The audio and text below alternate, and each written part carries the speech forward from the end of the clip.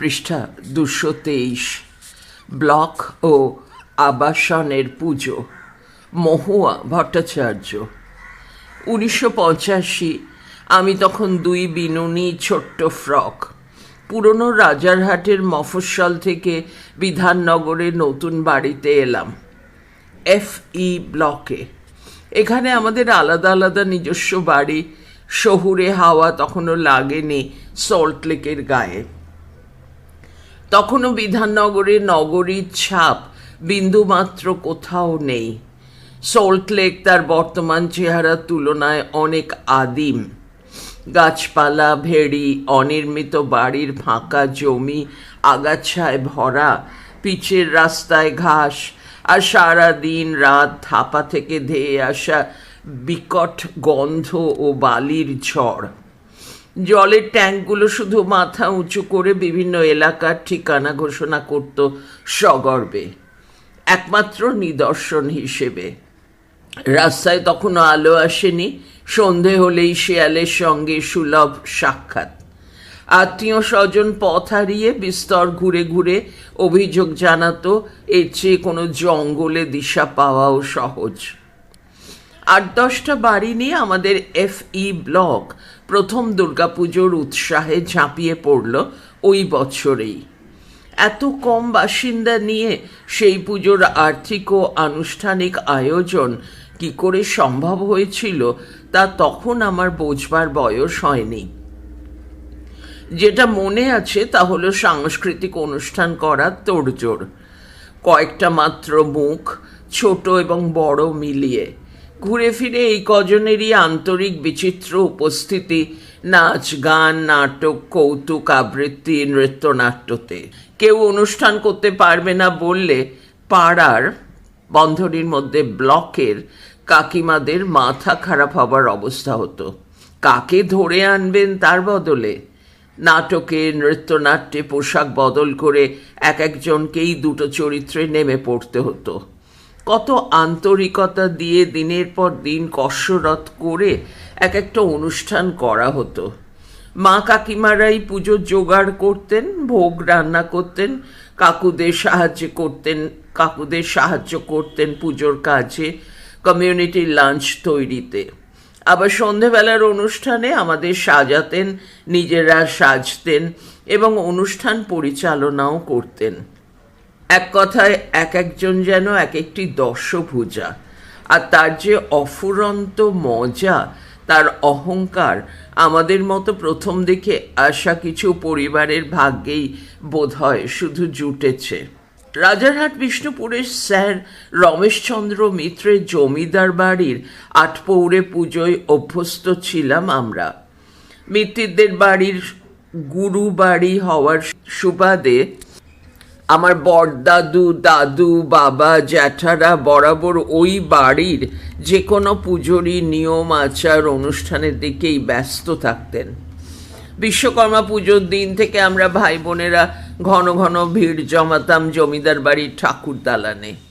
চোখের সামনে খড়ের একচালার কাঠামোতে মাটির প্রলেপ, 3 প্রস্থ রং, মহালয়ার দিন সব মূর্তির চোখ আঁকা, ক্রমশ তেল রং, ঘাম তেল, সাজ পোশাক, অলঙ্কার, মুকুটে সপরিবার মা দুর্গা সেজে উঠতেন পঞ্চমীর বিকেলে।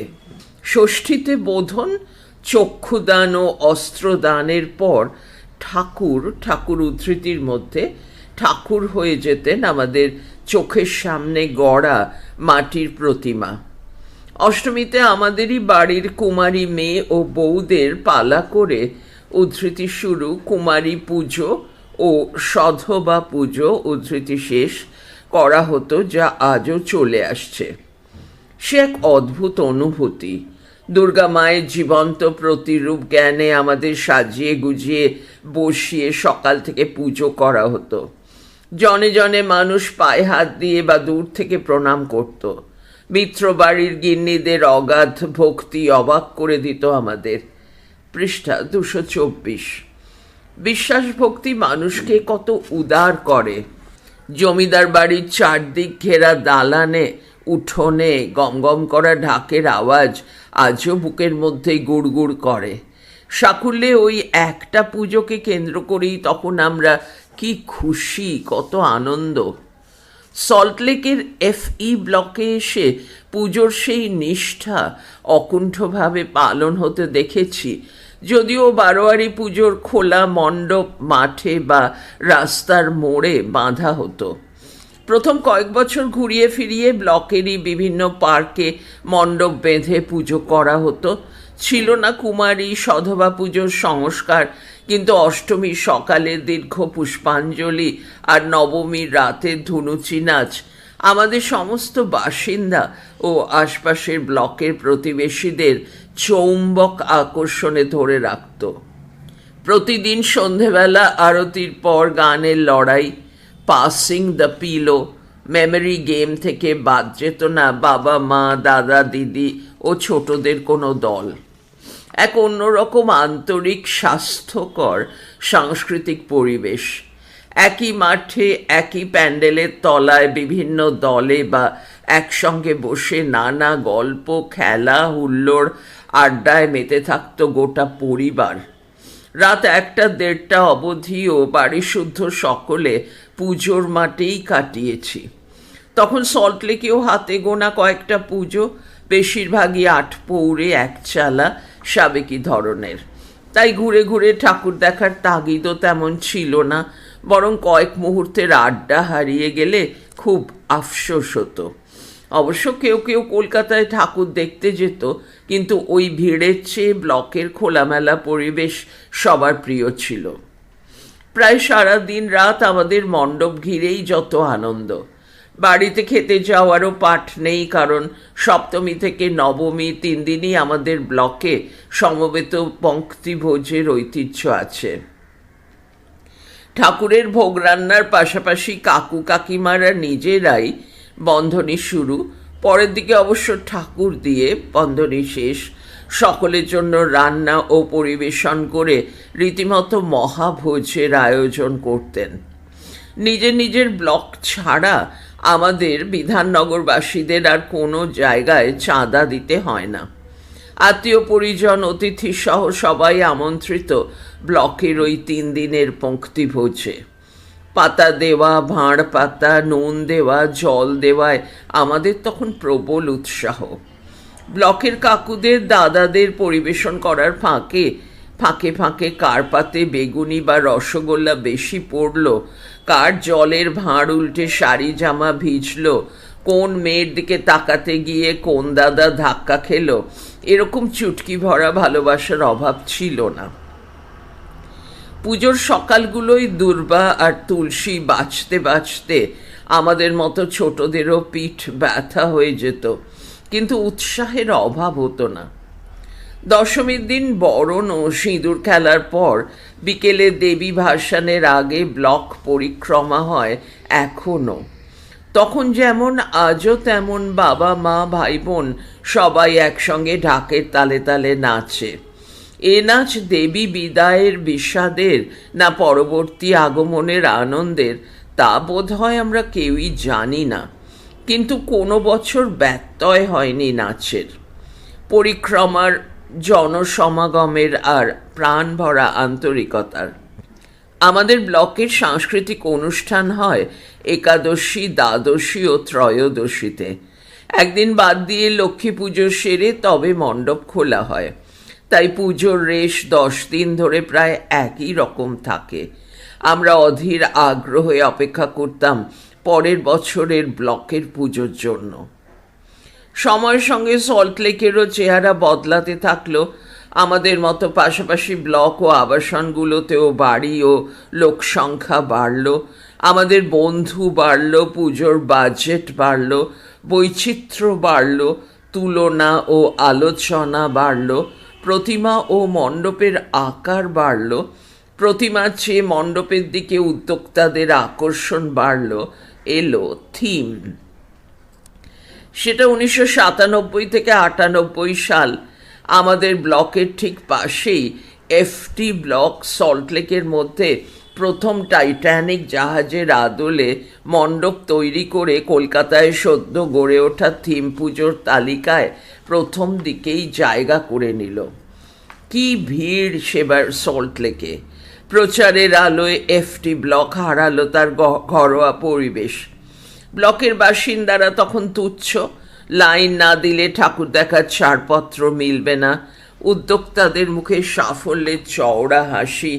দিনে রাতে টাইটানিক দেখতে আসা দর্শকের সংখ্যা নিয়ে তুমুল আলোচনা। পৃষ্ঠা 225। টিভি চ্যানেল, বিজ্ঞাপনদাতাদের ভিড়, হরেক রকম খাবারের বিকিকিনি, মাইকে বারবার মণ্ডপেরই ভনিতা, দেবী কোথায় হারিয়ে গেলেন। অস্বীকার করব না, এই হুজুগ থেকে পিছিয়ে থাকেনি আমার ব্লক ও বিধাননগরের অন্যান্য ব্লক ও আবাসনগুলোও। FE-তে প্রথমবার থিম এলো গুপি গাইন বাঘা বাইনের হাত ধরে। ভূতের রাজা, ভৌতিক পরিবেশ, আলো আঁধারি, চারদিকে ঝুলন্ত মিষ্টির হাঁড়ি। ভূতের রাজার বরপ্রাপ্ত হয়ে পরের বছরগুলোতে যা হয় ইচ্ছা করতে পারির প্রয়োগ ঘটেছে পুজোর মণ্ডপে। দিল্লির যন্তর মন্তর, রাজস্থানের দুর্গ, হায়দ্রাবাদের নিজাম প্যালেস, উদ্যোক্তাদের ইচ্ছার গতি যত্রতত্র। তার পরে পরে আরো কত কি। তার ভেতরে বাঙালির দুর্গা মাকে কখনো মনে হয়েছে বড়ই বেমানান, কখনো প্রতিমাতেও বিভিন্ন আর্টের আদল চাপিয়ে মানানসই করার চেষ্টা চলেছে। কৃত্রিমতা যত আপন হয়েছে, দেবীতে মণ্ডপে মানুষের দূরত্ব তত বেড়েছে। স্কুলের গণ্ডি পেরোনোর পরে বন্ধুদের পাড়ায় বিশেষ অনুষ্ঠান দেখতে যাওয়ার বা কমিউনিটি লাঞ্চ করতে যাওয়ার প্রচ্ছন্ন অনুমতি মিলেছিল। আমার কাছের বন্ধুদের মধ্যে 3 জনই থাকতো 3টে আবাসনে, করুণাময়ী, লাবণী ও বিদ্যাসাগরে। আবাসনের পুজো তাই আমার কিছুটা চেনা। আবাসনগুলোয় কয়েকটা ব্লক, ABCD মিলে এক একটা আবাসন। আবার কোথাও 4-5 তলা, এক একটা বাড়িরই আলাদা আলাদা নাম বা সংখ্যা। পুরো আবাসন পাঁচিল দিয়ে ঘেরা, মাঝখানে আবাসিক সমিতির সভাঘর, কমিউনিটি হল, যেখানে সারা বছরই যে কোনো পুজো হয় এবং আবাসিকরা নিজেদের বাড়ির বিভিন্ন উৎসব অনুষ্ঠানেও এই ঘর ব্যবহার করেন। ফ্ল্যাট বাড়ির স্থান সংকুলানের পরিপূরক এগুলো। আবার পূর্ব নির্মিত বলেই পুজোর সময় বৈচিত্র্য আনার প্রতিবন্ধক। লাবণী আবাসনের পুজো বরাবরই বিখ্যাত। বিরাট মণ্ডপ, আলোর মালা, বিশেষ আর্টের প্রতিমা, মস্ত বড় ঝাড়বাতি আর সমবেত ঢাকিদের নাচ ছাড়া লাবণীর পুজোর কথা ভাবাই যায় না। আবার করুণাময়ী আবাসনের জি ব্লকের পুজোতে সাধারণত প্রতিমা খুব বড় আকারের আনা হয়। কখনো জমকালো সোনালি বা স্নিগ্ধ রূপলি বা সূক্ষ্ম ডাকের সাজের ঠাকুর ও চালচিত্র। ওখানে সাংস্কৃতিক অনুষ্ঠান চলে পুজোর দিন সন্ধেগুলোতেই, পাশে আলাদা মঞ্চ করে। তুলনায় বিদ্যাসাগর আবাসনের পুজো ছিমছাম, বাড়ির পুজোর মতো ছোটোখাটো। আবাসিক ভোজনের ব্যবস্থা কম বেশি সব ব্লক ও আবাসনেই থাকে। কোথাও 1 দিন, কোথাও কোথাও 2 দিন, 3 দিন, 4 দিনও।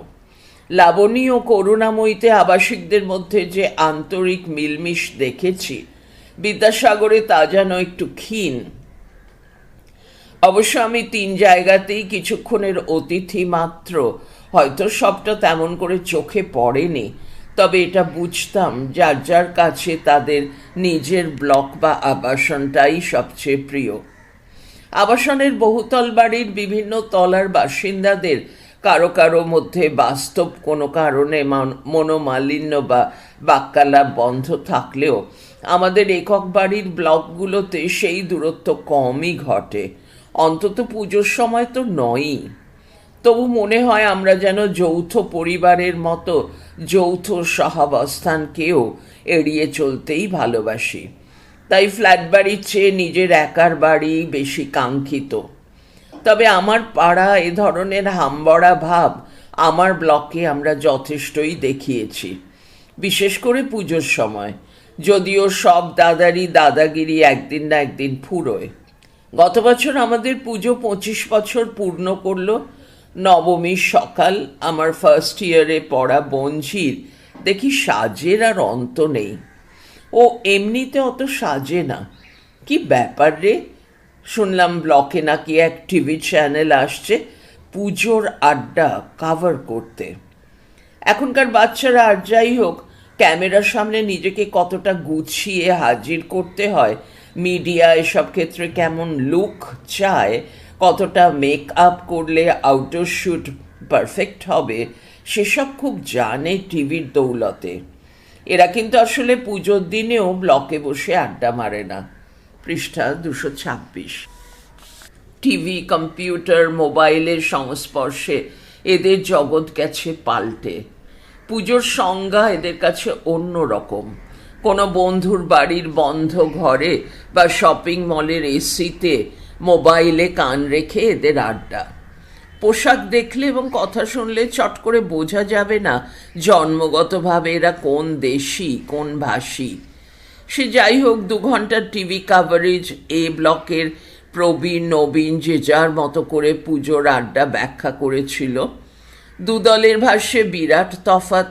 এখনকার বেশিরভাগ অতি আধুনিক ছেলে মেয়েদের সঙ্গে প্রবীণরাও যেমন ভাব জমাতে উৎসাহী নন, ব্যাকডেটেড কনজারভেটিভ দাদু দিদিমাদের বাবা মাকেও যেমন তেমন যতটা পারা যায় এড়িয়েই চলতে চায় নতুন প্রজন্ম।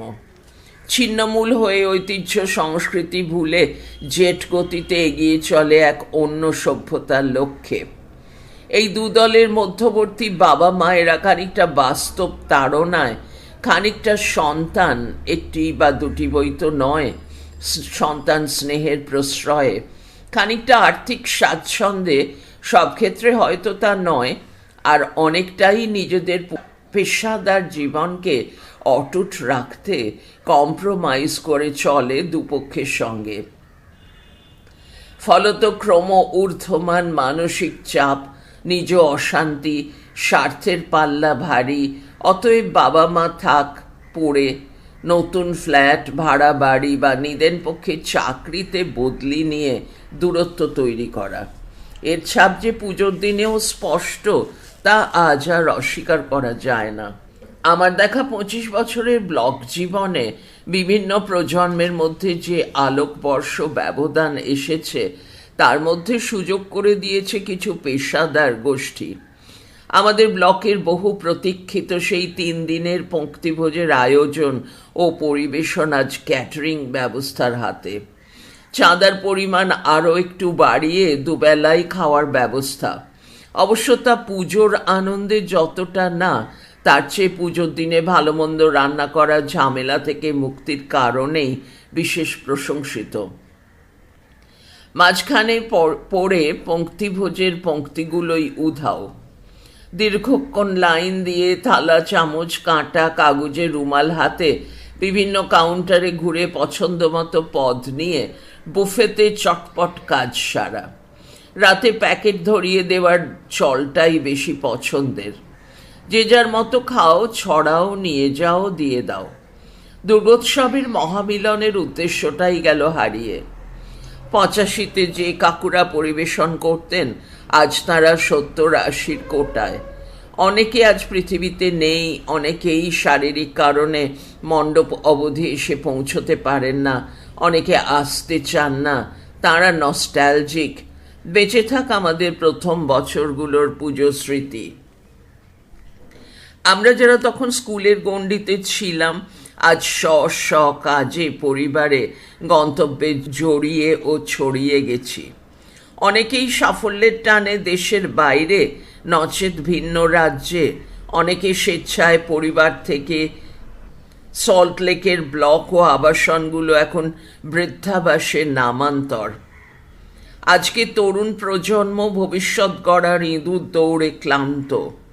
স্কুল, টিউশন, পরীক্ষা, প্রতিযোগিতা অথবা অফিস ট্যুর, মিটিং, পার্টি, ব্লকের সাংস্কৃতিক অনুষ্ঠানে ভাতা নেওয়ার সময় কোথায়? রোজ রিহার্সাল দেওয়া অসম্ভব। যারা নাচে, গানে বা আর কিছুতে একটু এগিয়েছে, তারা ব্লকের সাধারণ অনুষ্ঠানে পারফর্ম করতে চায় না। অন্যত্র তাদের প্রোগ্রাম থাকে। পুজোর চাঁদা তোলা, ঠাকুর অর্ডার দেওয়া, বাজার, দোকান, আয়োজন, দায়িত্ব, অতএব সব এখন ব্লকের রেসিডেন্সিয়াল অ্যাসোসিয়েশনের গুটিকয় মেম্বারই সামলান। পুজোর কাজে আলাদা আলাদা দিনের জন্য আলাদা আলাদা কাকিমার নাম লেখাতে হয়। তাঁরা ছাড়া আর কেউ বড় একটা এগিয়ে আসে না সাহায্য করতে। পুজোর দায় উদ্ধারের পর বাকি বছরটা পড়ে থাকে পুজো কমিটির সমালোচনার জন্য। পরের বছর আসে নতুন কমিটি। ব্লকে এখন 600-র ওপর বাড়ি। দু একটা অনুষ্ঠানে ব্লক আবাসিকরা ছাড়া 3 দিনের সাংস্কৃতিক অনুষ্ঠানে আসেন বাইরের শিল্পী, একক বা ব্যান্ড বা গ্রুপ থিয়েটারের দল অর্থের বিনিময়ে। দিনের পর দিন রিহার্সালের মজা নেই, না পারলে বা ভয় পেলে মা কাকিমাদের বকুনি আদর নেই। রিহার্সাল শেষে চা, শরবত, বিস্কুট, মুড়ি, তেলে ভাজা, চিপস, মিষ্টি নিয়ে কাড়াকাড়ি নেই। পৃষ্ঠা 227। অনুষ্ঠান হয়ে যাওয়ার ঠিক পরের ছুটির দিনটায় পরিচালকের বাড়িতে গোটা টিমের ঘরোয়া পিকনিক করা নেই। পরের বছরের নাটক, নৃত্যনাট্য বাছা নিয়ে জোর বিতর্ক নেই। আসলে পরের বছরের পুজোর জন্য অপেক্ষা করে থাকাটাই কি আর বেঁচে আছে? আমরা যারা প্রথম থেকে আজও এই ব্লকেই রয়ে গেছি, আজ হয়তো তাদের সবারই মনে হয় এই পুজো কার। যে নতুন মুখগুলো প্রত্যেক পুজোতে দেখি, বন্ধনের শুরু, দুর্গাপুজোর ছাড়া সারা বছর পরস্পরের সঙ্গে দেখাই হয় না, বন্ধনী শেষ। তাদের আপন করে নেওয়া তো আমাদেরই উচিত ছিল, কিন্তু সেই হার্দিক বন্ধন তো তৈরি হলো না। যারা পরে এলো তারাও কি ব্লকটাকে আমাদের মতো করে আপন ভাবতে পেরেছে? নবমীর সন্ধে ধুনুচি নাচ আজ বিকৃত লাগে কেন? ধুনুচি ছাড়াই কিছু উঠতি ছেলে মেয়ের ঢাকের তালে অঙ্গভঙ্গি প্রদর্শন। বারোয়ারি পুজো এতদিনে সত্যিই বারোয়ারি হয়ে উঠেছে। মধ্যবিত্ত যে বাঙালিদের বাসস্থানের জন্য বিধাননগরের পরিকল্পনা হয়েছিল, নানা কারণে তারা বাড়ি করে উঠতে পারেননি, বা বিদেশে চলে গেছেন, বা বেশি মূল্যের বিনিময়ে বিক্রি করেছেন, ভাড়া দিয়েছেন অবাঙালি অনেক পরিবারকে। চেষ্টা করলেও যাদের সঙ্গে সাংস্কৃতিক মানসিক মিলন সম্ভব হয় না, তারা ক্রমশ সংখ্যাগরিষ্ঠ হচ্ছে, ব্লক কমিটির ক্ষমতা হস্তান্তর করতে চাইছে। বাঙালিদের থেকে ওদের পারস্পরিক যূথবদ্ধতা অনেক শক্তিশালী। অবস্থা এমনই, এই পরিবেশ যাদের ভালো লাগবে না, সরতে হবে তাদেরই। আজও মনে পড়ে প্রতিমা বিসর্জনের মিছিলে যাবার আগে লরিতে ঠাকুর তোলার সময় আমাদের যে অকৃত্রিম উৎকণ্ঠা ছিল প্রতিমা অক্ষত থাকার জন্য, প্রিয়জনদের চোট না লাগার জন্য, তা আজকের বাসিন্দারা অনুভব করার সুযোগই পেল না। ভাড়া করা কুলি এসে নিমেষে নিয়ে চলে যায় আমাদের প্রাণের ঠাকুরকে। আমরাও নিশ্চিন্ত, বিসর্জনের নাচেও কৃত্রিমতা এসেছে আজ। ব্লকের ছেলে মেয়ে ছাড়াও বেশ কিছু মুখ দেখা যায় যারা নাচবে বলেই উগ্র পোশাকে, বন্ধনীর মধ্যে অবশ্যই পশ্চিমী, তৈরি হয়েই আসে। তারা তো আমাদেরই ছেলে মেয়ে, ভাইপো, বঞ্ঝিদের বন্ধু। ডিস্কো থেকে স্বভাব এদের মনে। দেবী নিরঞ্জন এদের মনে বোধ হয় কোনো চাপ ফেলে না। জানি না কোন তাণ্ডব নৃত্যে এগিয়ে চলেছে আমাদের সমাজ। পুরনো মাদকতা, পুরনো মানুষ উভয়ই ব্রাত্য হয়েছে নতুনের খোলা হাওয়ায়। বিজয়া সম্মেলনে এখনো আমরা মিলিত হই, চেষ্টা করি পুনর্মিলনের, প্রতিশ্রুত হই আগামী বছরগুলোয় পাশাপাশি থাকবার, পুরনোর সঙ্গে নতুনকে মিলিয়ে নেওয়ার। মুখে বলি আসছে বছর আবার হবে, ভরসা পাই কি? প্রবন্ধটি এখানে শেষ হলো এবং নিচে একটি সাদা কালো স্কেচের ছবি রয়েছে।